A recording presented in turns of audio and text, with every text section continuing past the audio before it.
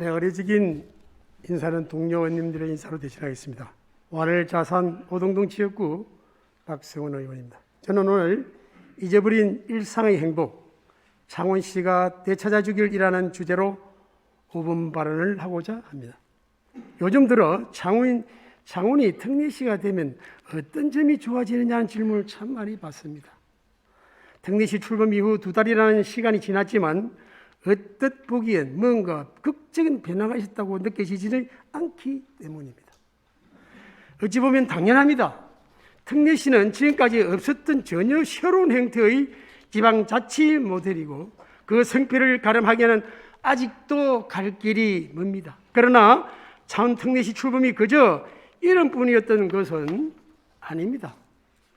대표적으로 복지와 안전 두 가지 분야에서 성과가 있습니다. 먼저 국민기초보장을 비롯한 9종 사회복지급여의 산정 시에 특례시에도 강력시와 동일한 대도시 기준이 적용되어 약 1만 명의 시민이 연간 170억 원의 추가적인 복지 혜택을 누리고 있습니다. 또한 특례시 출범을 계기로 소방안전교육세도 약 21억 원, 전년 대비 50% 증액되고 전국 최초로 모든 가구에 소화기와 주택용 화재 경보기 설치를 지원하고 국민기초생활수급자 전 가구에 주택 화재보험 가입을 지원하는 등 촘촘한 소방안전망을 구축해 나왔습니다. 복지와 안전 가장 소외당하기 쉬운 곳에서부터 시작되는 이러한 변화 하나하나가 다른 시와 차별화되는 창원 특례시의 경쟁력이 되어줄 것입니다. 하지만 이와 그쳐서는 안 됩니다. 특례시의 영락에 건맞도록 더 많은 사무를 이양받아 시민들이 체감할 수 있는 직접적인 삶의 변화가 필요합니다.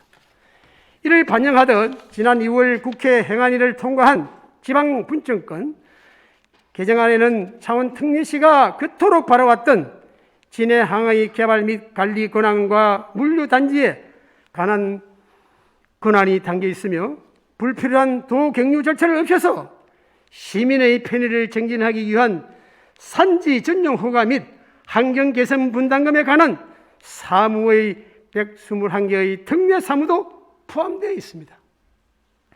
최종적으로 개정안을 국회 본회의를 통과 신속한 민원 해소의 처리기간이 단축으로 시민에게 제공하는 행정서비스의 질이 크게 높아질 것입니다.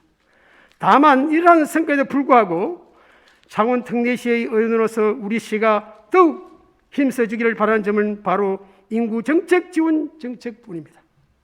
물론 경남 최초로 영시हा 전담 어린이를 운영하고 여성 바우처 플러스 사업을 진행하는 등 창원형 지원 정책이 적극 추진되고 있지만 현실은 냉정합니다. 통합 이후 계속된 인구 감소세와 청년 인구의 유출로 인해 이대로는 지방자치법 시행령에서 정하고 있는 특례시의 지정 요건인 인구 100만조차 유만 사항입니다. 아무쪼록 청년이 원하는 양질의 일자리 창출과 더불어 육아의 고단함을 조금이나마 덜어줄 수 있는 다양한 지원 정책으로 비수도권 유일의 특례시인 우리 창원시가 갈수록 심해지는 지방 소멸의 돌파구가 되어야 할 것입니다.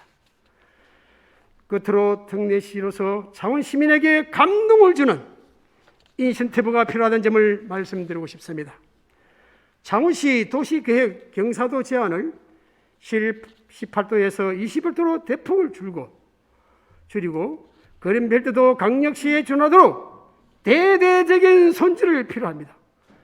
추가로 5개 구청 현안 사업 또한 미적이지 말고 우선적으로 사업 추진하여 특례시 시민들에게 피부에 와닿도록 챙겨봐 주시기 바랍니다.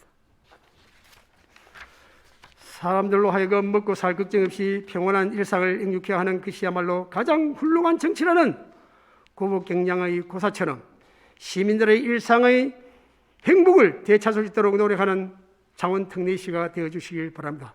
저 역시 자랑스러운 창원 특례시의 의원으로서 그 무엇보다도 시민의 행복을 우선하는 창원 특례시 만들기를 위해 최선을 다하겠습니다.